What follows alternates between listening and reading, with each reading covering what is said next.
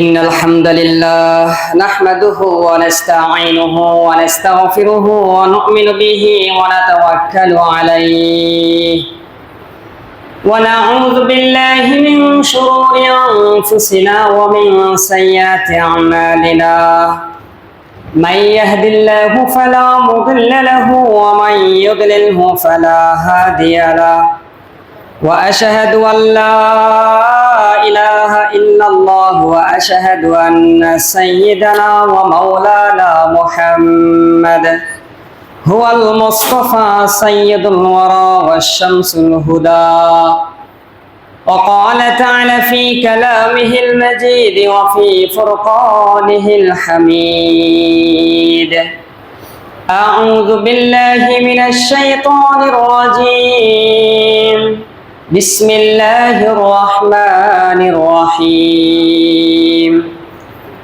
ونجيناه ولوطا إلى الأرض التي باركنا فيها للعالمين صدق الله المولانا العظيم وقال رسول الله صلى الله عليه وسلم جند بالشام وجند باليمين وجند بالعراق قال ابن حوالة خير لي يا رسول الله صلى الله عليه وسلم أن أدركت ذلك فقال عليكم بالشام أو كما قال عليه الصلاة والسلام اللهم صل على محمد وعلى آل محمد كما صليت على إبراهيم وعلى آل إبراهيم إنك حميد مجيد اللهم بارك على محمد وعلى آل محمد كما باركت على إبراهيم وعلى آل إبراهيم إنك حميد مجيد মুআজ্জাজ মুহতারাম উপস্থিত জুমার নামাজে সম্মানিত মুসল্লিয়ানে কেরাম, রব্বে কারিমের দরবারে লাখো কোটি শুকরিয়া যে মহান আল্লাহ তাআলা আমাদেরকে দীর্ঘ একটি সপ্তাহ হায়াতে তয়্যিবা দান করেছেন। সুস্থতার সাথে সমস্তিষ্কে তার গোলামি করার উদ্দেশ্যে জুমার নামাজের পূর্ব মুহূর্তে মসজিদে এসে কিছু কথা বলার এবং শোনার তৌফিক দান করেছেন। সকলে বলে আলহামদুলিল্লাহ। আজকে 12 শাওয়াল 1446 হিজরি, 28 চৈত্র 1431 বাংলা, 11 এপ্রিল 2025 ইংরেজি। আজকের এই জুমায় আমরা আলোচনা করব শামের গুরুত্ব ও মুসলমানের বন্ধুত্ব। শাম দেশের গুরুত্ব, মুসলমানদের বন্ধুত্ব, এই সম্পর্কে কোরআন ও হাদিসের আলোকে আলোচনা করার চেষ্টা করব। মা তৌফিক ইল্লা বিল্লাহ। প্রিয় হাজিরিন, আল্লাহ তাআলার মহান হুকুম, মাহে রমজানের একটি মাস অতিবাহিত হওয়ার পর হজ্জে কাবা বাইতুল্লাহ সফরের প্রথম সেই শাওয়াল মাসের প্রথম দিন থেকেই ইমেজ আয়োজন শুরু হয়েছে। যারা আল্লাহ তাআলার পেয়ারে বান্দা এবং পাগল পারা, তারা অনলি আল্লাহ তাআলার কাছে সাক্ষাৎ করার জন্য, তার জিয়ারতের জন্য পাগল পারা হয়েছেন। আমরা দেশে থেকেও মহান রবের শুকর এবং সুজুদ এবং তার বেশি বেশি গোলামি করার চেষ্টা করব। সমর্থর আলোকে আল্লাহ তাআলা আমাদেরকে তার পরিপূর্ণ এবং খুশ আমদদ নিয়ে আমরা যাতে তার গোলামি করতে পারি, আল্লাহ তাআলা আমাকে আপনাকে তৌফিক দান করুন, সকলে আমিন। প্রিয় হাজিরিন, আল্লাহ পাক রব্বুল আলামিন মুসলিম উম্মাহকে সতর্ক করছেন।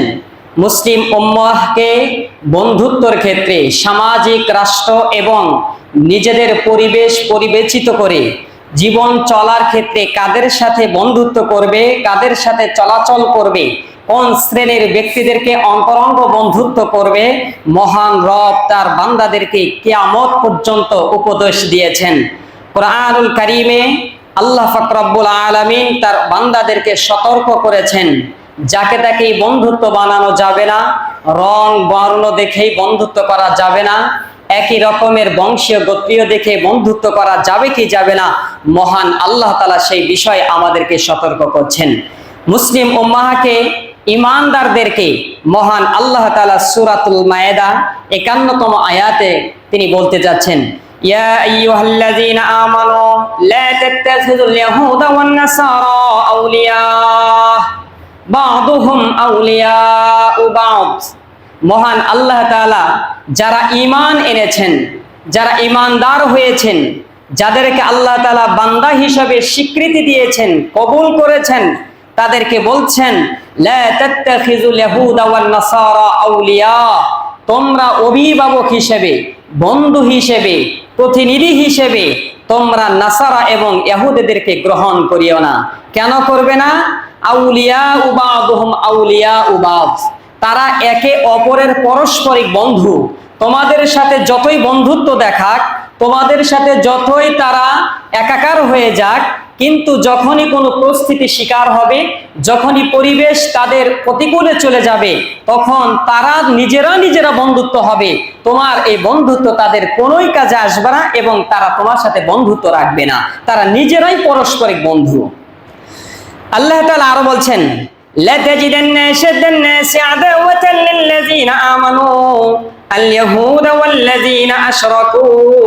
মহান আল্লাহ তাআলা তার ঈমানদারদেরকে এবং তার ঈমানদার গোলামদেরকে ডেকে দিতে যাচ্ছেন, ওগো নবী আপনি বলে দিন, আপনি আপনার নিজের জন্য, আপনার উম্মতের জন্য, ঈমানদারের জন্য, পৃথিবীর শ্রেষ্ঠ ব্যক্তিদের জন্য তাদেরকে ঘোষণা করে দিন, তোমরা তাদেরকে বন্ধু হিসাবে পাবে না, বরং পৃথিবীর মাঝে তোমাদের সবচেয়ে বড় শত্রু হবে কারা? তোমরা যাদেরকে শত্রু হিসাবে বিবেচিত করবে, তোমাদের দুশমন যাদেরকে বিবেচিত করবে, আল্লাহ তাআলা ঘোষণা করলেন, ওগো নবী আপনি আপনার উম্মতদেরকে ঘোষণা করে দিন লাতাজিদান্না আশাদ্দান নাসি আদাওয়া, পৃথিবীর মানুষের মধ্যে সবচাইতে তোমার উম্মতের শত্রু যারা হবে, তোমার উম্মতের যারা দুশমন হবে, আল্লাযীনা আমানু, ঈমানদার ব্যক্তিদের মধ্যে থেকে। সুতরাং ঈমানদারের সাথে যারা শত্রুতা পোষণ করবে, তাদের ব্যাপারে মহান আল্লাহ তার উম্মতের শ্রেষ্ঠত্বর বর্ণনা এবং নবী আরবি সাল্লাল্লাহু আলাইহি সাল্লামের মাধ্যমে বলে দিতে চাইলেন, সতর্ক করতে চান যে সকলের মধ্য থেকেই তোমাদের মধ্যে সবচাইতে বেশি শত্রু কে হবে? পৃথিবীর সবচাইতে কঠোর শত্রু কারা হবে? আল্লাহ বলেন আল-ইয়াহুদা ওয়াল্লাযীনা আশরাকু, একটি জাতি হলো আল-ইয়াহুদ, যারা ইহুদি সম্প্রদায়, তারা হবে পৃথিবীর মাঝে সবচেয়ে ঈমানদারের বড় শত্রু। ওয়াল্লাযীনা আশরাকু, এবং যারা মুশরিক, তারা হবে উম্মতে মুসলিমার সবচেয়ে বড় শত্রু। এই দুটি গ্রুপ উম্মতে মুহাম্মাদের সবচাইতে কঠোর এবং ঘোর যারা বিরোধী এবং শত্রুতা হবে, মহান আল্লাহ তাআলা ঘোষণা করলেন আল-ইয়াহুদ, তারা হলো ইহুদি সম্প্রদায়, ওয়াল্লাযীনা আশরাকু, এবং যারা মুশরিক এই সম্প্রদায়, এদেরকেই আল্লাহ তাআলা মুসলমান এবং ঈমানদারদের সবচেয়ে বড় শত্রু বলে চিহ্নিত করলেন এবং উম্মতে মুসলিমাকে ঘোষণা করলেন। সূরা আলে ইমরানের 118 নম্বর আয়াতে আল্লাহ পাক রব্বুল আলামিন আরো সুন্দরভাবে ঈমানদারদেরকে বলতে চাচ্ছেন, ইয়া আইয়ুহাল্লাযীনা আমানু লা তাত্তাখিযু বিতানাতাম মিন দুনিকুম লা ইয়ালুনাকুম খাবালা।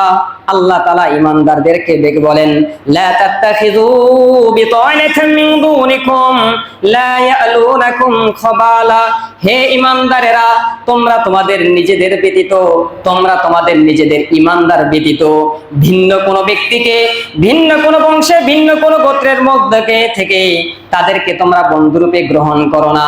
কেননা ভিন্ন মতের মানুষকে যখন বন্ধু বানাইবা, তারা তোমাদের নিজেদের ক্ষতি করবে, তোমাদের বিদ্বেষ তাদের অন্তরে রাখবে।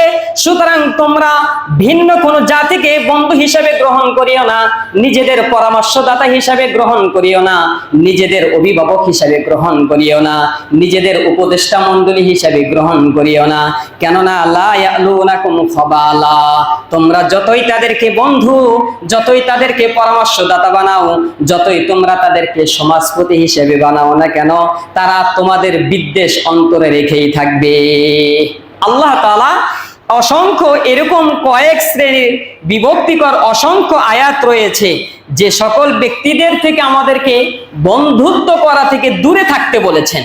সুতরাং এই কয়েকটি আয়াত থেকে স্পষ্টভাবে বোঝা যাচ্ছে যে ইহুদি সম্প্রদায় এবং মুশরিক সম্প্রদায় উম্মতে মুসলিমার সবচাইতে বড় শত্রু হবে, সবচাইতে বড় ঘোর বিরোধী হবে, পৃথিবীর মধ্যে উম্মতে মুসলিমার বাকি আর শত্রুতার জন্য অন্য কোনো জাতিকে খুঁজতে হবে না, বরং যারা ইহুদি সম্প্রদায়ের মধ্যে থাকবে, যারা মুশরিক সম্প্রদায়ের মধ্যে থাকবে, এই দুটি জাতি সবচেয়ে ঈমানদার এবং মুমিনের জন্য, উম্মতে মুসলিমার জন্য সবচেয়ে বড় শত্রুতা থাকবে। এজন্যই আলোচনাটা আমি এজন্য আপনাদেরকে বলছি, আজকে আমরা আমাদের নিজেদের গা ভাসিয়ে, আমরা আমাদের সংস্কৃতি, আমাদের কালচার, আমাদের ভবিষ্যৎ, আমাদের এই প্রপার্টি আমরা এরকম ভাবে নিজেদের জীবন সাজাচ্ছি যেগুলো পরিপূর্ণতা ইহুদিদের সাথে সব সম্পৃক্ত করতে চাচ্ছি। আমার মুসলিম সংস্কৃতি কি বলছে, মুসলিম আমার এই বিধান আমাদেরকে কোন ভাবে চলতে বলছে, আমাকে কিভাবে জীবন যাপন করতে বলছে, আমরা সেদিকে ভ্রুক্ষেপ না করে কোন ইহুদি সম্প্রদায়, কোন বিজাতিদের, ইউরোপিয়ানদের ওই দেশগুলোকে আমরা আইডল হিসেবে, মডেল হিসেবে গ্রহণ করছি, যার কারণে আমরা তাদেরকে পরতে পরতে বন্ধুরূপে গ্রহণ করেছি। এমন বন্ধুরূপে গ্রহণ করেছি তারা আজকে আমাদের রক্ত চুষে, যারা আমাদের রক্ত দিয়ে শরাব পান করছে, যারা আমাদের রক্ত দিয়ে নিজেদের তৃষ্ণা মিটাচ্ছে, যারা আমাদের ছোট্ট ছোট্ট বাচ্চাদেরকে তাদের পশুর খাবারে রূপান্তরিত করছে। আমরা যখন জাতির এই রাহবারিয়াত, যারা জাতির বিবেকবান ব্যক্তিগুলো যখন তাদের শত্রুতা পোষণগুলো মুসলিম উম্মাহকে সতর্ক করতে চায়, মুসলিম উম্মাহকে বলে দিতে চায়, আমাদের অন্তরে তাদের বন্ধুত্ব এতটাই গ্রহণ করেছে, আমরা তাদের পণ্য, আমরা তাদের স্বভাব, আমরা তাদের চরিত্র আমার নিজের ব্যক্তি জীবন থেকে সরাইতেও আমরা ব্যর্থতা পোষণ করছি। এটা হচ্ছে আমাদের এই ইসলাম, আমাদের এই মুসলমানের অধঃপতনের অন্যতম একটি কারণ। সেই ইহুদি নাসারাদের সম্প্রদায়ে, ইহুদি বংশের, ইহুদি ওই সবচেয়ে দুশ্মনিয়াতের কবলে আজকে মুসলিম উম্মাহ আজ বিজাতিদের কবলে এতটাই পড়েছে যে তারা লাগাম ধরে আমাদেরকে এভাবে ঘোরাফেরা করছে, গোটা বিশ্ব তারা দাপিয়ে বেড়াচ্ছে। অথচ এই ইহুদি সম্প্রদায় ছিল মুসলিম জাতির কাছে একেবারেই সবচেয়ে নিম্নমানের একটি জাতি, এবং তারা অন্য জায়গা থেকে বাংভাষী হিসাবে সেখানে কোন রকম ভাবে আস্থানা গেড়েছিল। আজকে তারা সেই দোভাষী হয়ে সেখানে এতটাই বিস্তার করেছে, তারা নিজেদের শক্তিমত্তা এবং বুদ্ধি চিত্তার মাধ্যমে এই মুসলমান জাতির যখন ঈমানকে নষ্ট করেছে, সাংস্কৃতিক কালচার ইবাদতকে নষ্ট করেছে, তখনই তারা এই মুসলমানের সবচেয়ে পবিত্র স্থান জেরুজালেমে সেখানে তারা আঘাত করার দুঃসাহস পেয়েছে। অথচ এই জেরুজালেম সহ বহু মুশরিকদের কাছ থেকে, বহু সাম্প্রদায়িক, বহু ইহুদিদের কাছ থেকে, প্রভাবশালী যারা প্রভু হিসেবে নিজেদেরকে পরিচয় দিতে চেয়েছেন, এদের কাছ থেকেও মহান রব তার পয়গম্বরদেরকে মুক্তি দিয়েছেন, বিজয় দিয়েছেন। কি ছিল তাদের শক্তি? তাদের ছিল ঈমানি শক্তি, তাদের ছিল এক আরশের মালিক মহান রবের সাথে তাল্লুক, মামলার সম্পর্ক। দুনিয়ার কোন ব্যক্তির সাথে, দুনিয়ার কোন অর্থ প্রাচুর্যের সাথে তাদের কোনো সম্পর্ক ছিল না, যার ফলশ্রুতিতে অল্প সংখ্যক তাদের ঈমানের শক্তিতে বলিয়ান হয়ে লক্ষ লক্ষ ইহুদি সম্প্রদায়ের মধ্য থেকেও তারা ইসলামের কেতন, ইসলামের পতাকা, বিজয়ী পতাকা দৌড় পেয়ে তারা কোটি কোটি মাইলকে মাইল তারা ইসলামের এই বিজয় লাভ ছড়িয়েছিলেন। কিন্তু আজকে আমাদের ব্যর্থতাটা কোথায়? আমরা সেই নিজেদের পরিচয় ভুলে গিয়েছি, আমরা সেই পবিত্র স্থানের মায়া ত্যাগ করেছি, শুধুই মাত্র আমরা আমাদের জাতীয়তাবাদকে গ্রহণ করেছি। আমরা মনে করছি আমরা নিজেরাই বাঁচলে পৃথিবী কি হয়ে যাচ্ছে, যা কোনো সমস্যা নাই। এই সমস্যাটাই 1844 সনে সর্বপ্রথম মিশরে এবং রোম পারস্যদের সবচেয়ে যেটা গোলাম ছিলেন সাদ জাগলুল মুস্তাফা কামালের মাধ্যমে সর্বপ্রথম তুরস্কে যখন যুদ্ধ এবং জাতীয়তাবাদের বীজ বপন করেন, উনি একটি নেক্সট স্রোতে মুসলিম জাতিকে ধোঁকা দিয়েছিলেন। সেটা হলো উনি একটি স্লোগান তুলেছিলেন, ওই স্লোগানের মাধ্যমে জেরুজালেম মুসলিম জাতির হাত থেকে বিতাড়িত হয়ে গিয়েছিলেন, পবিত্র ভূমি আমাদের কাছ থেকে দুরবিত হয়েছিল। সেই স্লোগানটা ছিল দিন আল্লাহর, দেশ সবার। সে বুঝাইতে চাচ্ছে ইবাদত করো এক আল্লাহর, আলাদা আলাদা, কিন্তু দেশ বাঁচাইতে হবে। কিন্তু তাদের অন্তরে এটা ছিল না যে আমাদেরকে বাইতুল মুকাদ্দাস রক্ষা করতে হবে। ফিলিস্তিন বুঝি না, জেরুজালেম বুঝি না, গাজা বুঝি না, রাফা বুঝি না, সুতরাং ইসরায়েল বুঝি না, রাষ্ট্রের ভূখণ্ডের কোনো পার্থক্য বুঝি না, বরং আমাদেরকে রক্ষা করতে হবে বাইতুল মুকাদ্দাস। এই বীজ যাতে মুসলমানের অন্তরে প্রবেশ না করে, এই সাদ জাগলুলের একটি সূক্ষ্ম সুপরিকল্পিত বিতর্কিত স্লোগানের মাধ্যমে যে দিন আল্লাহর দেশ সবার, সুতরাং দিন ধর্ম কি হয় হোক, বাইতুল মুকাদ্দাস কি হয় হোক, আমাদেরকে ফিলিস্তিন রক্ষা করতে হবে, আমাদের মিশর রক্ষা করতে হবে, আমাদের ইয়ামান রক্ষা করতে হবে। যখন এভাবে বিভক্তি করতে পেরেছে, তখনই ইহুদি জাতি শক্তিশালী হয়েছে, মুসলিম জাতিকে পরাজিত করতে তারা সমর্থবান হয়েছে। এই জাতিগুলো থেকে আল্লাহর পাক রব্বুল আলামিন বহু জাতিকে রক্ষা করেছেন। এখন তো আমরা নির্যাতিত হয়েই আছি, সুতরাং এখান থেকে আমাদের উত্তোলনের উপায় কি হবে? আমরা আমাদের সেই জেরুজালেমকে কেন মহব্বত করব? সেটার জন্য আমরা কেন জীবন দিব? সেটার জন্য আমরা কেন রক্তাক্ত হব? কেন আমরা আমাদের ভিটা বাড়ি ছেড়ে যেতেও আমরা প্রস্তুত হব? আল্লাহ পাক রব্বুল আলামিন সেই জমিন সম্পর্কে আমাদেরকে ঘোষণা করতে যাচ্ছেন। আল্লাহ বলেন, ওয়ানাজ্জাইনাহু ওয়া লূতান ইলাল আরদিল্লাতী বারাকনা ফিহা লিল আলামিন। আল্লাহ পাক রব্বুল আলামিন সূরাতুল আম্বিয়ার ৭১ নম্বর আয়াতে বলেন, ওয়ানাজ্জাইনাহু, আমি ইব্রাহিম আলাইহিস সালামকে মুক্তি দিয়েছিলাম, ওয়া লূতান, এবং তার ভাতিজা লূতকেও আমি মুক্তি দিয়েছিলাম। সুতরাং ইব্রাহিম আলাইহিস সালামকে নমরুদের অগ্নিকুণ্ড থেকে, ইরাকের মাদায়েন শহর থেকে আমি তাকে মুক্তি দিয়েছিলাম। মুক্তি দিয়ে কোথায় নিয়েছিলাম? ইলাল আরদিল্লাতী, এমন ভূখণ্ডের মধ্যে আমি পাঠিয়ে দিয়েছিলাম, বারাকনা ফিহা লিল আলামিন, যেই ভূমিকে আমি পৃথিবীবাসীর জন্য, বিশ্ববাসীর জন্য বরকতময় করে দিয়েছি। সুবহানাল্লাহ। আমি ইব্রাহিম আলাইহিস সালাম এবং তার ভাতিজা লূত আলাইহিস সালামকে ইরাক থেকে ইয়ামান অর্থাৎ মাদায়েনের একটি অধিবাসী থেকে নমরুদের মতো প্রভাবশালী, কঠোরপন্থী, আল্লাহ বিরোধী, পত্তলিক এবং মুশরিক ইহুদি এমন শক্তির মধ্য থেকে আমি তাকে উদ্ধার করে নাজাত দিয়ে এমন জায়গায় প্রেরণ করেছি, বারাকনা ফিহা লিল আলামিন, যেই পৃথিবীর ভূখণ্ডটা পৃথিবীবাসীর মধ্যে বরকতপূর্ণ জায়গা। জিজ্ঞাসা, সেই বরকতপূর্ণ ভূমি কোনটা? সেই বরকতপূর্ণ জায়গাটি কোনটা? তাফসীরে ইবনে কাসির রাহিমাহুল্লাহ উনি বর্ণনা করেন, মুখবিরান আন ইব্রাহিম আন্নাহু সাল্লামাহুল্লাহু মিন নারি কওমিহি, ইব্রাহিম আলাইহিস সালামের এই ভূখণ্ডের কথা, অর্থাৎ যেখানে পৃথিবীবাসীর জন্য বরকতপূর্ণ একটি ভূখণ্ড আল্লাহ তাআলা তৈরি করেছেন, লূত আলাইহিস সালাম ইব্রাহিম আলাইহিস সালামকে সেখানে মুক্তি দিয়ে সেই জায়গার মধ্যে দিয়েছিলেন। তাফসীরে ইবনে কাসির বলেন, ওই নিরাপদ জায়গাটি কোনটা?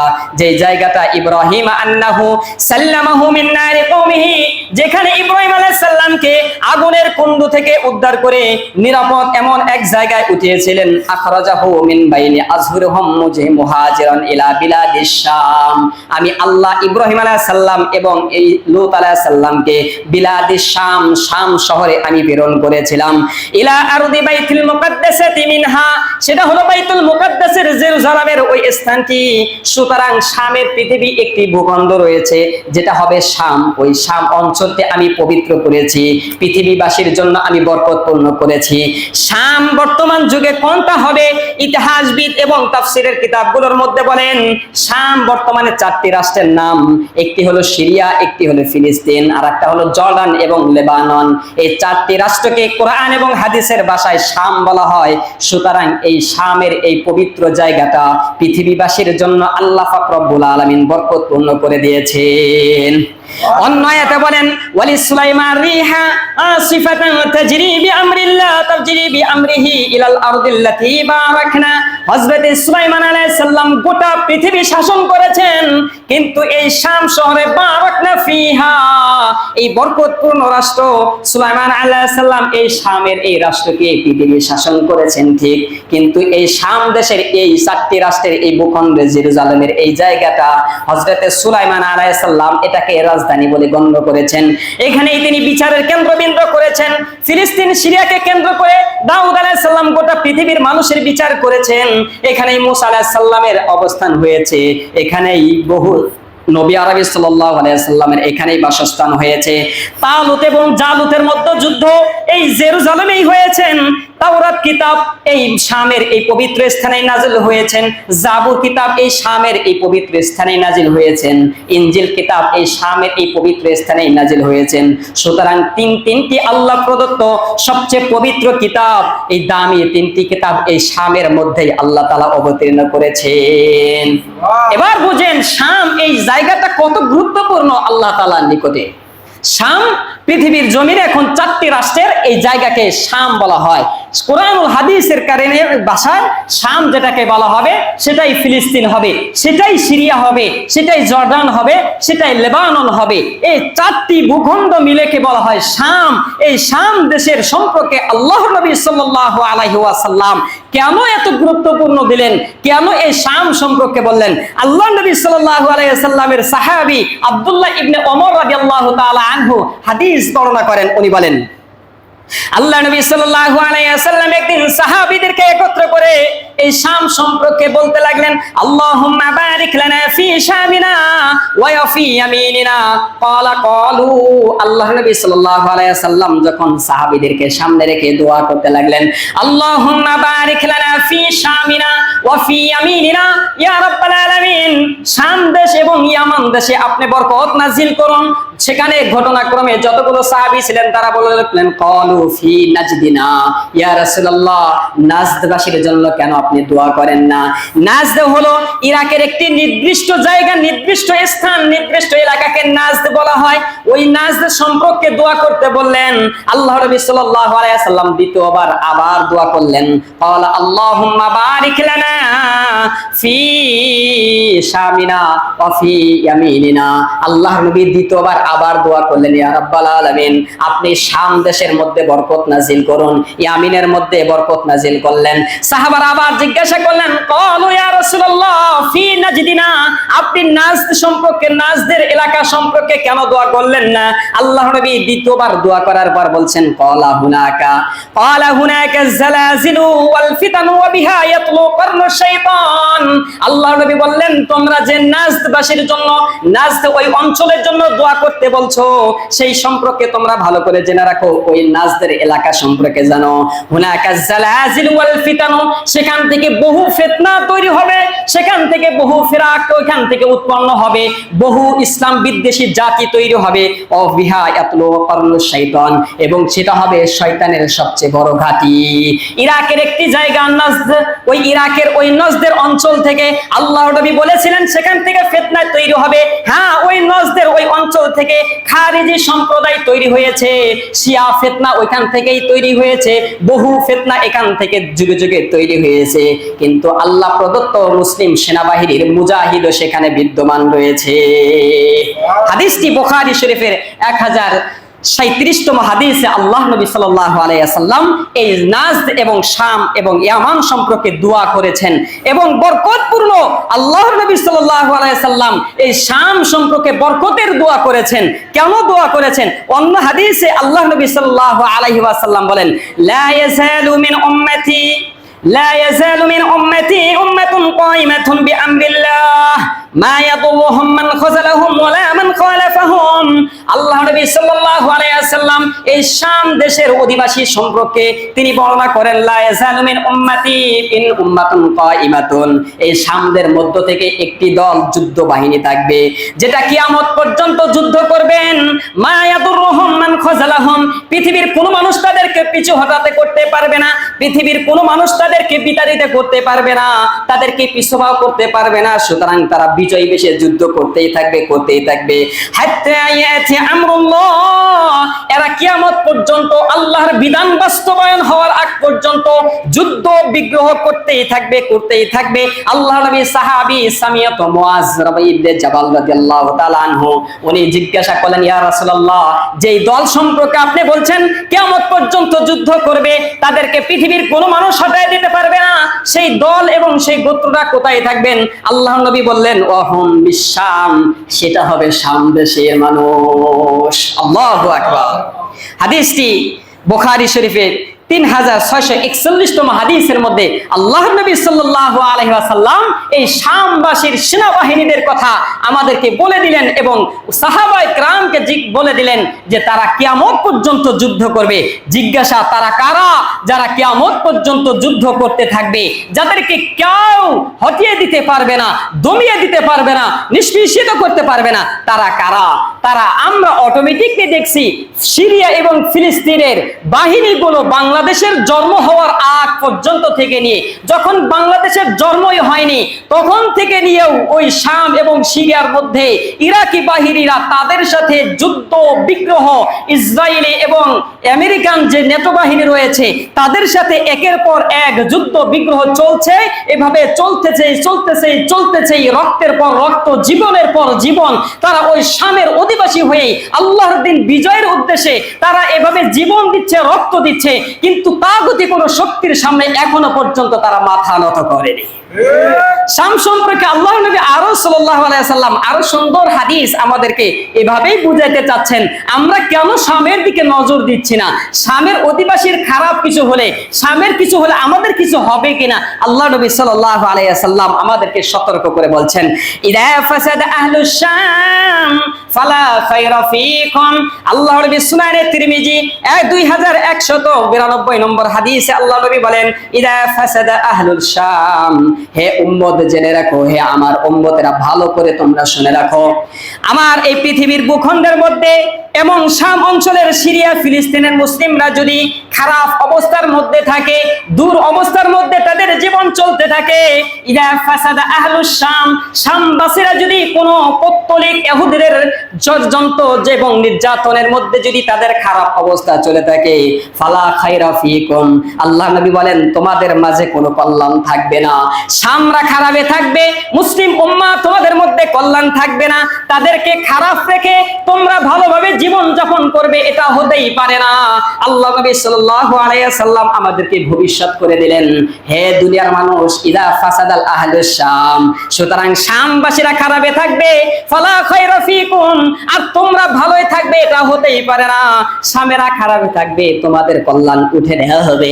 আজকে ফিলিস্তিনের মানুষের দিকে লক্ষ্য করুন, যেখানে ফিলিস্তিনের মানুষের জীবনের নিরাপত্তা নাই, যেখানে ফিলিস্তিন মানুষের নিজেদের অস্তিত্ব বিলীন হয়ে গিয়েছে, যেখানে তাদের ভিটা বাড়ি পর্যন্ত উৎখাত করে দেওয়া হয়েছে, দাঁড়াবার মতো এক বিন্দু মাত্র তাদের জায়গা নাই, যেখানে তাদের জন্ম হয়েছে, যেখানে তাদের শৈশব কাটিয়েছে, যেখানে তাদের মাতৃভূমি নিয়ে গর্ব করতে করতে তারা জীবন যাপন করার জন্য স্বপ্ন বুনিয়েছে, সেই স্বপ্নকে এক মিনিটেই বিলীন করে দেওয়া হচ্ছে। পাশ্চাত্য বাহিনীর সেই ইউরোপিয়ানদের সেই ইহুদি শক্তিদের এফসের মাধ্যমে কারা থাকবে কারা থাকবে না, এফসের মাধ্যমে টোকার মাধ্যমে শুধুমাত্র ফিনিশ করে দিচ্ছে। এবং কি রাফা নামক একটা জায়গা, যেখানে মুসলমানদেরকে এমন ভাবে বিধ্বস্ত করা হয়েছে, পাখির মতো উড়িয়ে তাদেরকে বিধ্বস্ত করে দেওয়া হয়েছে। মুসলমান সারিয়া শাম দেশে থাকবে, ফিলিস্তিন সিরিয়ার মানুষ খারাপের মধ্যে থাকবে, আর মুসলমান শাসকগুলো এসি রুমে থাকবে, মুসলমানেরা সংসদে থাকবে, এটা কোনোদিনও হতে পারে না। আল্লাহ নবী সাল্লাল্লাহু আলাইহি ওয়াসাল্লাম বলতে চাচ্ছেন, হে দুনিয়ার মানুষ, শামদেরকে খারাপ অবস্থায় রেখে তোমাদের আলিশান ঘুম আল্লাহ তাআলা তোমাদেরকে শান্তি দিবে না। এটা হবে উম্মতে মুসলিমার অজানা কাহিনী। কারণ আমরা মনে করছি এটা তো শাম সেই ফিলিস্তিনের দরকার, সুতরাং আমরা বাংলাদেশে থেকে আমরা তাদের জন্য কি করব, ওটা তাদের ঘরোয়া দরকার, সুতরাং ওইখানে আমাদের করণীয় কি, আমরা আমাদের দেশে ভালো থাকলেই তো হবে। আল্লাহ নবী বললেন না, শামরা খারাপ অবস্থার মধ্যে থাকবে আর তোমরা ভালো অবস্থার মধ্যে থাকবে, এটা হতেই পারে না। সুতরাং এই স্বপ্ন বোনা আর আমাদের ভবিষ্যৎ নিয়ে চিন্তা চেতনা করা, এটা একেবারেই প্রকাশ স্বর্গে বাস করা। সুতরাং শামবাসী যখন শান্তিতে থাকবে, মুসলিম গোটা বিশ্বের 200 কোটি মানুষ তখন শান্তিতে থাকবে। শামবাসী খারাপে থাকবে, মুসলিম উম্মার 200 কোটি মানুষের অন্তরে আল্লাহ তাআলা অটোমেটিকলি জ্বালা তৈরি করে দিবেন। সুতরাং আজকে আপনি কেন আপনার কর্ণকৌরকে জাগ্রত করছেন না? আপনি কেনই বা তাদের হয়ে কথা বলতে পারছেন না? আপনি কেনই তাদের ভিতরে মায়া আনতে পারছেন না? এটাই উদ্দেশ্য। কারণ আজকে আমরা চিন্তা করছি যে আমরা যাদের সম্পর্কে কথা বলতে চাচ্ছি, এটা আমরা মনে করছি ওটা ফিলিস্তিনের একে অভ্যন্তরীণ বিষয়। কারণ জাতীয়তাবাদের বীজ আমাদের অন্তরে ঢুকিয়ে দেওয়া হচ্ছে। আমরা মনে করছি আমরা বাংলাদেশ নিয়ে আমরা আমাদের স্থানে থাকি, তারা ফিলিস্তিন নিয়ে ফিলিস্তিনের স্থানে থাকবে, হিন্দুস্তান হিন্দুস্তান নিয়ে থাকবে, পাকিস্তান পাকিস্তান নিয়ে থাকবে। এই যে কুফরি সাদ জাগলুলের সেই 1844 সালের সেই আমাদেরকে জাতীয়তাবাদের যে বীজ ঢুকিয়ে দিয়েছে, যারই ফলশ্রুতিতে আমাদের সামনে আমাদের শিশুগুলো হিংস্র প্রাণীর খাবারে আহারে পরিণত হলেও আমাদের বিবেক এখনো পর্যন্ত জাগ্রত হয় না। আমরা তাদের পক্ষ নিয়ে আমরা কোনো কথা বলার সাহস পাই না, এবং কি প্রতিবাদ করার দুঃসাহস পর্যন্ত আমাদের হিম্মত এখনো তৈরি হচ্ছে না। কেন হচ্ছে না? এটা আমাদের ইমানের দুর্বলতা। আল্লাহ পাক রব্বুল আলামিন এই ব্যাপারে আরো সম্পর্কে আল্লাহ নবীর মাধ্যমে এই ফিলিস্তিন এবং জেরুজালেম এই শাম অধিবাসী সম্পর্কে আল্লাহ নবী সাল্লাল্লাহু আলাইহি ওয়াসাল্লাম আরো আমাদেরকে তাদের সঙ্গ দেওয়ার জন্য আরো ফজিলত সম্পর্কে বর্ণনা করছেন। ফিলিস্তিনের যুদ্ধের সম্পর্কে আল্লাহ নবী সাল্লাল্লাহু আলাইহি ওয়াসাল্লাম বলতে যাচ্ছেন, সাইসিরুল আমরু ইলা আন তাকুনা জুনদাম মুজান্নাদান। আল্লাহ নবী সাল্লাল্লাহু আলাইহি ওয়াসাল্লাম বলেন, আমি তোমাদেরকে অচিরেই একটি জামানার কথা বলছি, একটি সম্প্রদায়ের কথা বলছি। আল্লাহ নবী সাল্লাল্লাহু আলাইহি ওয়াসাল্লাম বলেন, জুনদুম বিশাম ওয়া জুনদুম বিল ইয়ামান ওয়া জুনদুম বিল ইরাক। মহানবী সাল্লাল্লাহু আলাইহি ওয়াসাল্লাম বলেন, এমন একটি জামানা তোমাদের মাঝে আসতেছে, অচিরেই তোমাদের মধ্যে অতি শীঘ্রই তোমরা দেখতে পারবে যেখানে যুদ্ধ বিগ্রহ লেগে থাকবে। আর ওই যুদ্ধ বিগ্রহের মধ্যে মুসলিম উম্মার 3টি সেনাবাহিনী দল সেখানে যুদ্ধ করবে, 3টি দেশের দল সেখানে যুদ্ধ করবে। 3টি দল ওইখানে সর্বদা কাফিরি শক্তির বিপক্ষে, মুশরিকি ইহুদি সম্প্রদায়ের বিপক্ষে তারা যুদ্ধ করবে। আল্লাহ নবী সাল্লাল্লাহু আলাইহি ওয়াসাল্লাম ওই 3টি দল সম্পর্কে বললেন, জুনদুম বিশাম, একটা হবে শাম দেশের অর্থাৎ সিরিয়া এবং ফিলিস্তিনের অধিবাসীরা কাফের এবং কুফরি শক্তির বিপক্ষে যুদ্ধ করবে। ওয়া জুনদুম বিল ইয়ামিন, ইয়ামিন সম্প্রদায় ইয়ামান দেশের লোকেরা তাদের বিপক্ষে কুফরি শক্তির বিপক্ষে যুদ্ধ করবে। ওয়া জুনদুম বিল ইরাক, এবং ইরাক অধিবাসীরা ওই কুফরি শক্তির বিপক্ষে যুদ্ধ করবে। আল্লাহ নবী সাহাবী হাওলা রাদিয়াল্লাহু তাআলা আনহু বললেন, ক্বালা ইবনে হাওলা, এই কথা যখন বললেন যে 3টা দল এইভাবে ওই কুফরি শক্তি ইহুদি শক্তির বিপক্ষে, আল্লাহ নবী সাল্লাল্লাহু আলাইহি সাল্লাম ঘোষণা করলেন যে উম্মতে মুসলিমার 3টি দল তাদের বিপক্ষে যুদ্ধ করবে।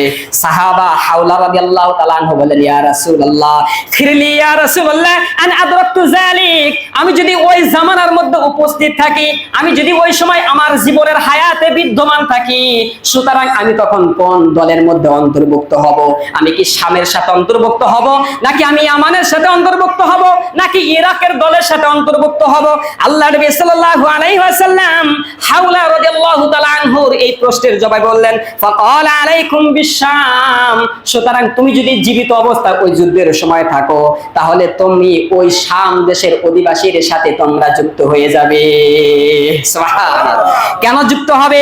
ফাইন্নাহা খায়রাতুল লিল মিনাল আরদি, আল্লাহ নবী সাল্লাল্লাহু আলাইহি ওয়াসাল্লাম বলেন, ফাইন্নাহা খিয়ারাতুল্লাহি মিন আরদি, আল্লাহ তাআলা এই জমিনকে, ওই ভূমিকে পৃথিবীর মধ্যে সবচাইতে বরকতপূর্ণ হিসাবে কবুল করেছেন।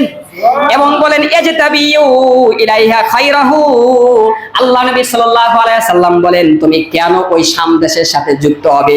দ্বিতীয় আরেকটি কারণ বলেন, ইজতাবিউ ইলাইহা খিয়ারাতুন মিন ইবাদিহি, পৃথিবীর মাঝে যখন বিশৃঙ্খল সৃষ্টি হয়ে যাবে, ফিতনা সৃষ্টি হয়ে যাবে, মানুষ আল্লাহ থেকে বিমুখতা তৈরি হয়ে যাবে, তখন তুমি জেনে রাখো হে হাওলা, পৃথিবীর মাঝে মানুষ যখন আল্লাহ থেকে দূরে সরে যাবে, তুমি শাম দেশের সাথে এজন্যই যুক্ত হবে।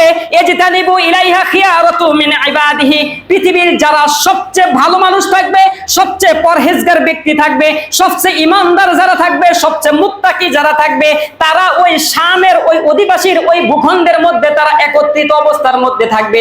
সুতরাং এই জন্য তুমি ওই শাম দেশের সাথে তোমরা যুক্ত হবে। সুতরাং এই 3 রাষ্ট্র থেকে যুদ্ধ করবে ঠিক, তোমরা শামের সাথে যুক্ত থাকবে।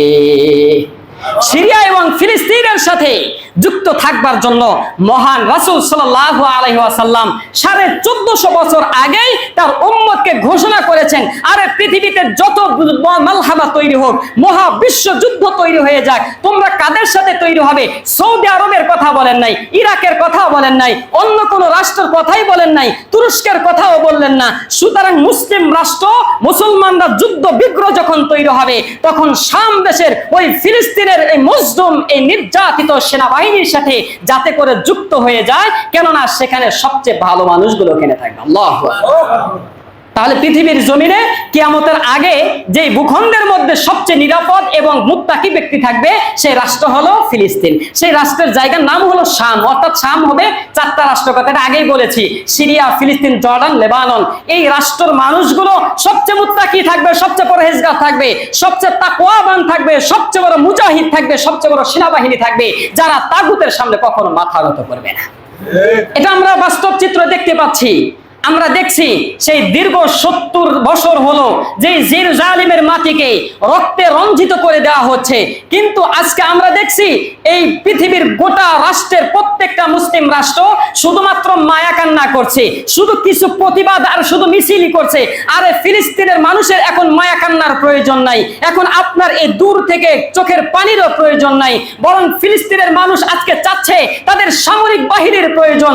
যারা যে সকল শিশুরা আজকে নিজেরা ওই অট্টালিকার দেয়ালের চাপায় পড়ে আব্বা আব্বা বলে ডাকছে, যে শিশুদেরকে জিজ্ঞাসা করলে বলতে হয় আজকে তোমাদের ওয়াক্ত নামাজ কয় ওয়াক্ত নামাজ, যে শিশুরা বলে আমাদের এই ফিলিস্তিনের 6 ওয়াক্ত নামাজ, অর্থাৎ 5 ওয়াক্ত নামাজ আছে, সাথে আরেকটা যেটা আমাদের প্রত্যেক দিন পড়তে হয় সেটা হলো জানাজার নামাজ।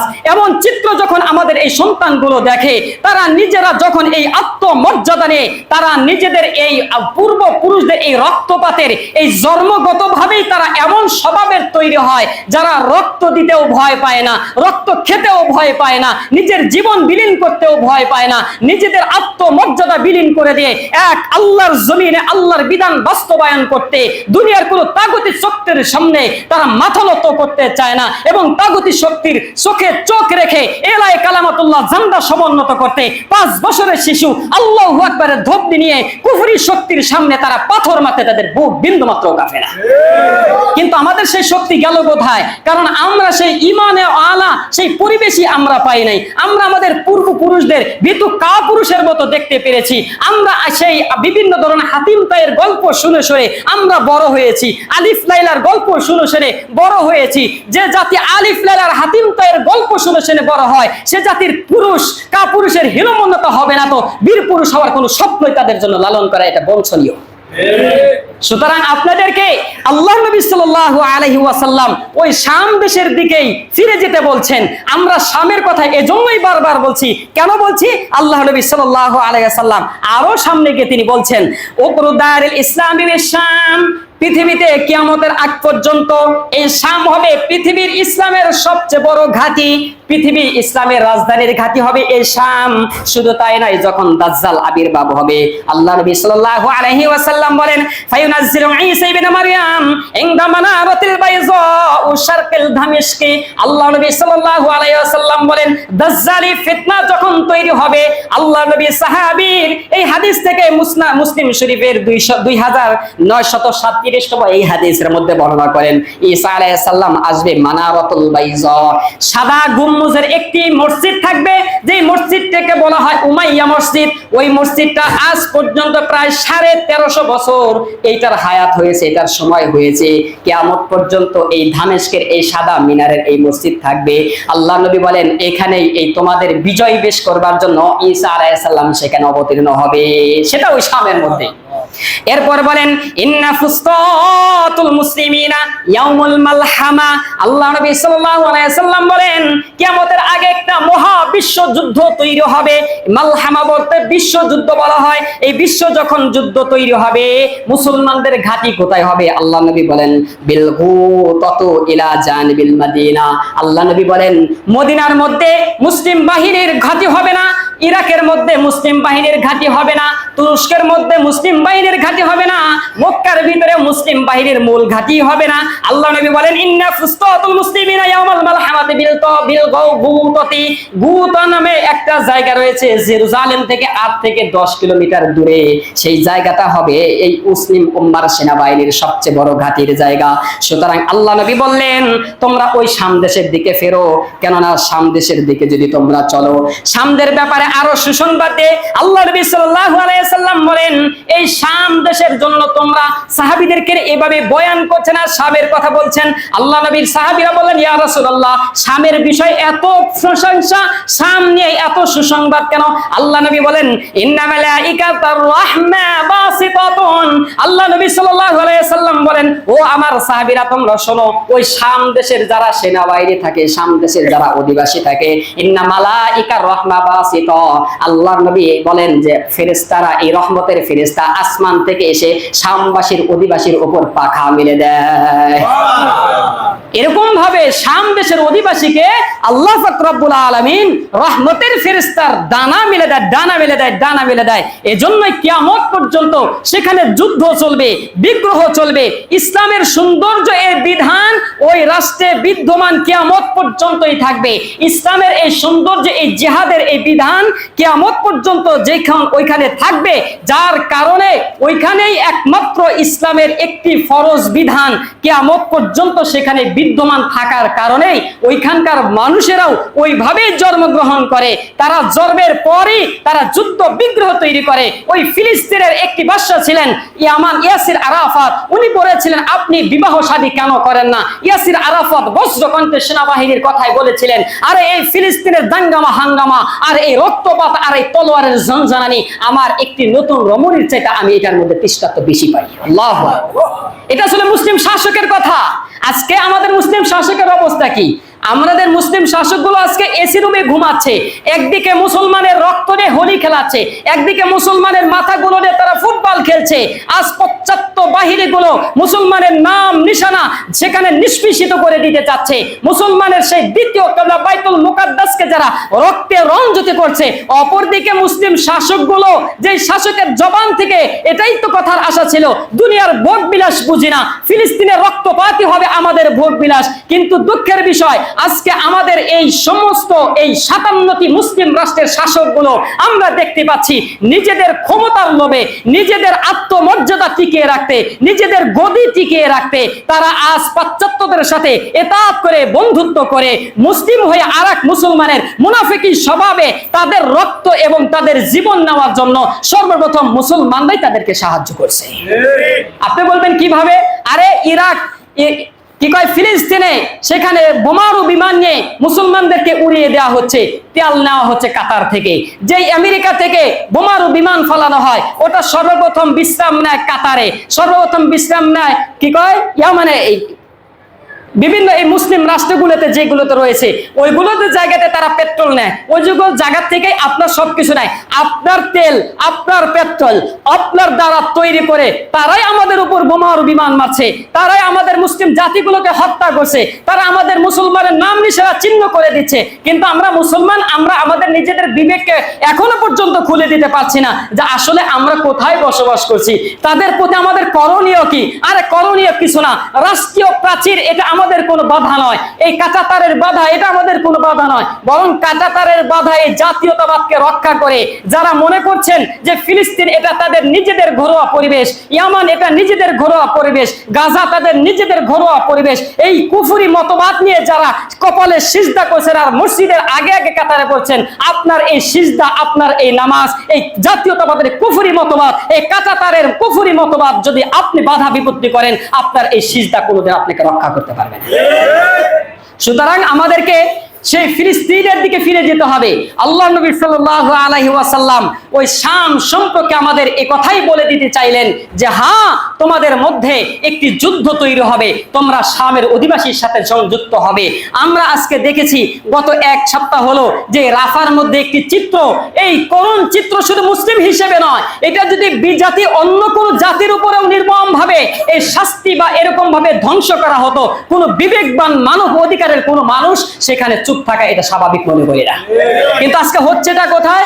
জাতিসংঘ যেটাকে জাতির বিবেক বলা হয়, যেখানে জাতির বিবেক নিয়ে আমাদেরকে গবেষণা করা হয়, যেখানে মানুষের সুশীল নিয়ে নিরাপত্তার কথা বলা হয়। কিন্তু আজকে আমরা দেখছি একজন মুসলমান যখন তার বাবা তার সন্তানের লাশ নিয়ে জাতিসংঘের কাছে বিচার উত্থাপন করে, স্বামী তার স্ত্রীর লাশ নিয়ে যখন বিচার উত্থাপন করে, স্ত্রী তার স্বামীর লাশ নিয়ে যখন জাতিসংঘের সামনে দাঁড়িয়ে যায়, মা তার সন্তানের লাশ নিয়ে যখন জাতিসংঘের সামনে দাঁড়িয়ে যায়, এই পৃথিবীর জমিনে প্রত্যেক মানুষের মানব অধিকারের জাতিসংঘ তখন কোন মুখে দিয়ে মুসলমানদেরকে সন্ত্রাস এবং জঙ্গি বলে আখ্যায়িত করে ফিরে দেয়।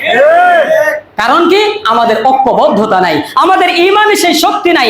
সাহাবায়ে কেরামের যুগ থেকে আমরা সরে এসেছি, আমাদের মুসলিম অনেক সংখ্যায় বেড়েছে, কিন্তু ঈমানের শক্তি বাড়ে নাই। আল্লাহ নবী সাল্লাল্লাহু আলাইহি ওয়াসাল্লামের একটি হাদিস, উনি বললেন যে শামের প্রত্যেকটা শিশুরা পর্যন্ত জীবন দেওয়ার জন্য প্রস্তুত হয়ে যাবে, শামের প্রত্যেকটা মানুষ তারা নিজেরা সর্বদা যুদ্ধের জন্য প্রস্তুত হয়ে যাবে, কিন্তু একটি সময় আসবে তারা অধঃপতনের নিচে চলে যাবে। সাহাবায়ে কেরাম জিজ্ঞাসা করেন, ইয়া রাসূলুল্লাহ, তাদের সংখ্যা কি কম হবে?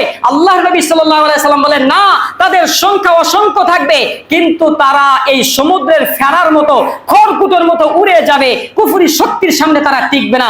তখন বললেন, তাদের সংখ্যা এত কম হবে? আল্লাহ নবী বললেন যে না, সংখ্যা কম হবে না, কিন্তু সমস্যা একটাই হবে। আল্লাহ নবী বলেন, হুব্বুদ দুনিয়া ওয়া কারাহাতুল মাউত। আল্লাহ নবী বললেন, হুব্বুদ দুনিয়া ওয়া কারাহিয়াতুল মাউত। দুটি কারণে মুসলিম উম্মার সংখ্যা বেশি থাকবে, কিন্তু এই দুই কারণে তারা অবদস্থ, লাঞ্ছিত, অপমানিত অবস্থায় দুনিয়ার মধ্যে জীবন যাপন করবে। আল্লাহ নবী বললেন, হুব্বুদ দুনিয়া, দুনিয়ার ভালোবাসা, অর্থ সম্পদের ভালোবাসা, ক্ষমতার লোভ, নারীর লোভ, বাড়ির লোভ, গাড়ির লোভ, অট্টালিকার লোভে পড়ে তারা এই যুদ্ধ বিগ্রহ যাওয়া থেকে পিছপা থাকবে, কুফরি শক্তির সামনে মাথা নত করে দিবে, কথা বলবে না, প্রতিবাদ করবে না। ওয়া কারাহিয়াতুল মাউত, মৃত্যুর ভয়ের কারণে তারা লাঞ্ছিত অবস্থায় থাকবে, তারা পিছু টান করবে।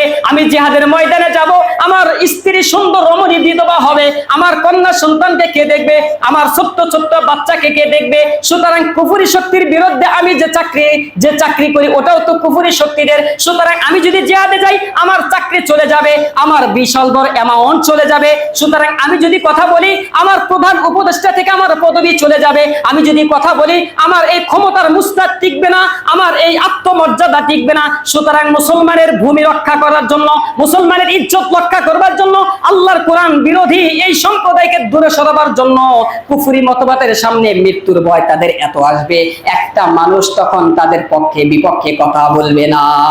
আজকে আমাদের এই চরিত্র এসেছে, আমরা দুটি এই স্বভাব। একটা চিন্তা করি, যদি রাজপথে যাই, যদি জিহাদের ময়দানে যাই, তাহলে আমার বাল বাচ্চা যদি এতিম হয়ে যায়, আরে আপনি যদি জিহাদের ময়দানে নাও যান, তবু আপনাকে মরতে হবে। কিন্তু আল্লাহ নবী সাল্লাল্লাহু আলাইহি ওয়াসাল্লাম এই জিহাদকারী সম্পর্কে বলছেন, পৃথিবীর মানুষ যেখানে যতভাবে তোমরা দান সদকা যা কিছু করো না কেন, সর্বোচ্চ পর্যায়ে 70 গুণ পর্যন্ত পাবে। আমি আল্লাহ নবী বললাম, জিহাদের ময়দানে 1 টাকা দান করলে 700 গুণ পর্যন্ত তোমাদেরকে বৃদ্ধি করে দেওয়া হবে। আল্লাহ নবী সাল্লাল্লাহু আলাইহি ওয়াসাল্লাম বলেন, আরে পৃথিবী তোমরা যত আমল করো না কেন, সবচাইতে সহজ ভাবে যে ব্যক্তি জান্নাতে যাবে, আল মুখতাসার ইলা তরিকিল জান্নাহ, কোন ব্যক্তি যদি জিহাদের ময়দানে গিয়ে সরাসরি শহীদ হয়ে যায়, আল মুখতাসার ইলা তরিকিল জান্নাহ, তার রূহ বের হতে দেরি, তার জান্নাতে দেরি যেতে হবে না।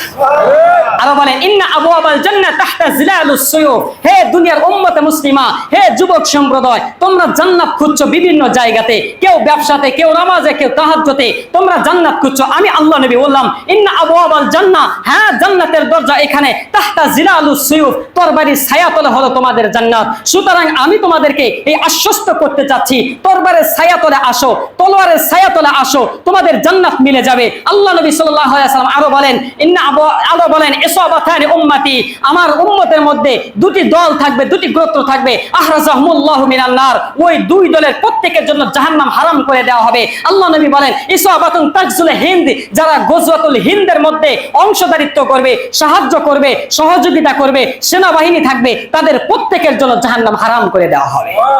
সুতরাং আমরা যদি আল্লাহ নবী এই আশ্বস্ত ভবিষ্যৎ বাণীগুলো যদি আমরা রক্ষা করতে পারি, মনে প্রাণে বিশ্বাস করি, আমরা এটা প্রতিজ্ঞা করতে পারি, 200 কোটি মুসলমানের ইমানের যে শক্তি রয়েছে, যে বিলীন রয়েছে, তাদের যে পাওয়ার রয়েছে, ওই 313 জনের সামনে যেমনি ভাবে সশস্ত্র হাজার বাহিনী টিকে নাই, ঠিক আজও পর্যন্ত যদি এই 2025 সালের মধ্যে এই উম্মতে মুসলিমা 200 কোটি মানুষ শুধুমাত্র আরশের মালিকের সাথে সম্পর্ক রেখে ইমানের শক্তি নিয়ে যদি বেরিয়ে যায়, আমি বিশ্বাস করি ওই জেরুজালেম, ফিলিস্তিন, ইসরায়েলের রাজধানী হবে তো দূরের কথা, ওটা ওদের সবচেয়ে বড় কবরস্থানে পরিণত হবে। কিন্তু আমরা আমাদের ইমানই সেই তাজাল্লি নাই, আমাদের সেই শক্তি নাই, আমরা এই হুব্বুদ দুনিয়ার লোভে পড়েছি, ওয়া কারাহিয়াতুল মাউত, মৃত্যুর ভয় আমরা ঢুকিয়ে দিয়েছি, যার কারণে আজকে আমাদের সামনে আমার মুসলিম ভাইকে ক্ষুধার্ত অবস্থায় নিয়ে তাদের পশুত্বের ক্ষুধা ক্ষুধার্ত বাহিনী তাদের খাদ্য রূপান্তরিত করছে, আমার সামনে আমার মাকে বিবস্ত্র করে তারা এভাবে নির্যাতন করছে, ধর্ষণ করছে, ভিটা ভাড়া ত্যাগ করছে, তবু আমাদের কর্ণকোর জাগ্রত হচ্ছে না। সুতরাং এভাবে যদি চলতে থাকে, আজ হচ্ছে ফিলিস্তিন, আগামীতে বাংলাদেশেও হবে, সেটা বেশি দিন দূরে নয়।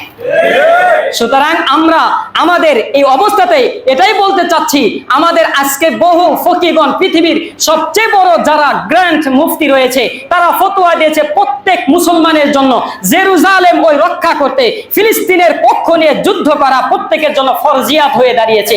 সুতরাং যখন দাগ আসবে, আমাকে সাহায্য দিয়ে হোক, আমার জীবন দিয়ে হোক, আমার জান দিয়ে হোক, আমি আমার অর্থ দিয়ে হোক, তাদেরকে অবশ্যই সাহায্য করা। আজকে জুমার নামাজটাও যেরকম ভাবে ফরজ, তাদেরকে রক্ষা করা এটাও আপনার জন্য ফরজ। সুতরাং আজকে আবার বহু ইহুদিবাদী কিছু এই হাবাকাবাওয়ালা, টুপিওয়ালা, ঘন্টাওয়ালা আমাদেরকে এটা ধোকা দিচ্ছে। সেই ধোকাটা হলো যে যারা বেনামাজি তাদের আবার কিসের জেরুজালেমে যুদ্ধ করতে হবে। আরে এটা সবচেয়ে বড় ইহুদি প্রোডাক্ট। আপনারা জেনে সবচেয়ে আশ্চর্যজনক হবেন, বদরের যুদ্ধে মাত্র 14 জন শহীদ হয়েছিলেন মুসলমানদের মধ্যে। এই 14 জন শহীদ সবচেয়ে উচ্চাঙ্গ, সবচেয়ে মর্যাদাবান। এর মধ্যে একজন সাহাবী ছিলেন এবং তিনি কট্টর কাফেরপন্থী ছিলেন, উমাইর ইবনে আল হুমাম আল আনসারী রাদিয়াল্লাহু তাআলা আনহু। উনি কাফের অবস্থায় আল্লাহ নবীকে জিজ্ঞাসা করলেন, ইয়া রাসূলুল্লাহ, আমি তো জান্নাতে যেতে চাই। আল্লাহ নবী বললেন, জান্নাতে যেতে হলে ইসলাম কবুল করতে হবে। যে ইসলাম কবুল করে আল্লাহ নবী এই সাহাবী উমাইর ইবনে হুমাম আল আনসারী উনি ইসলাম কবুল করলেন, বদরের যুদ্ধে গেলেন। 14 জন শ্রেষ্ঠতম সৌভাগ্যবান এই শহীদদের মধ্যে আর এই উমাইর ইবনে আল হুমাম ইনি একজন শহীদ ছিলেন। তার জীবনে এক ওয়াক্ত নামাজ নাই। আমি তোমাদেরকে আশ্বস্ত করতে চাচ্ছি, হে যুবক, তুমি মনে করছো এই জিহাদের ময়দানে গেলে আমাকে হাবা খাবা পড়তে হবে? না। আমাকে দাড়ি থাকতে হবে? না। আমার মাথায় টুপি থাকতে হবে? না। আমাকে 5 ওয়াক্ত নামাজি হতে হবে? না। আমাকে শাইখুল হাদিস, মুহাদ্দিস, মুফতি হতে হবে? না। বরং এক আল্লাহকে খুশি করার উদ্দেশ্যে তাগুতি শক্তির সামনে গিয়ে যদি তোমার জীবনটা দিতে পারো, আল মুখতাসর ইলা তরিকিল জান্নাহ, তোমার জীবন যেতে প্রস্তুত, তোমার জীবন যেতে যতক্ষণ দেরি, তোমার জান্নাতে যেতে ততক্ষণ বেশি তাড়াতাড়ি যাবে। সুতরাং এটা হবে তোমাদের আশ্বস্ত, এটাই তোমাদের ভবিষ্যৎবাণী। সুতরাং নামাজি হোক বা না হোক, কোন ব্যক্তি কাফেরকে কতল করার উদ্দেশ্যে জিহাদের ময়দানে গিয়ে যদি শহীদ হয়, ওই ব্যক্তির জন্য সরাসরি জান্নাত আল্লাহ রাসূল সাল্লাল্লাহু আলাইহি ওয়াসাল্লাম ঘোষণা করেছেন। পৃথিবীর সমস্ত মানুষের কথা মিথ্যা হলেও আল্লাহর নবীর কথা মিথ্যা হবে? সুতরাং যে যেভাবে ধোঁকা দিক না কেন, যে যত বড় শায়েখ হয়ে ধোঁকা দিক না কেন, মনে রাখতে হবে এটা ঈমানি শক্তি। নামাজ যেমনিভাবে ফরজ, ফিলিস্তিনের অধিবাসীকে রক্ষা করা অমনই ফরজ। আল্লাহ তাআলা আমাকে এবং আপনাদের প্রত্যেককেই এই ফিলিস্তিনের রক্ষাতে, ফিলিস্তিনের পক্ষ হয়ে কথা বলা এবং ফিলিস্তিনের পক্ষ হয়ে আমাদেরকে সশস্ত্রভাবে জিহাদের ময়দানে অবতীর্ণ করা তৌফিক দান করুন সকলে, আমিন।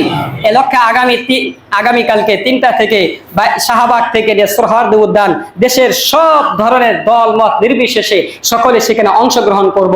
আমরা যারা সময় আছে, আমরা সময় যাদের নাই, তারাও সময় বের করে ঢাকার সোহরাওয়ার্দী উদ্যান থেকে নিয়ে আমরা সেই শাহবাগ থেকে নিয়ে সোহরাওয়ার্দী উদ্যানে এই ফিলিস্তিন কি মার্চ ফর গাজা, এটাকে আমরা অংশগ্রহণ করব। আমরা সকলে চেষ্টা করব আল্লাহ তাআলা আমাকে এবং আপনাদেরকে ওই মার্চ ফর গাজার মতো অংশগ্রহণ করা তৌফিক দান করুন। যারা কাবলা জুমা পড়েনি, আমরা ইনশাআল্লাহ কাবলা 4 রাকাত জুমা পড়ে নেই।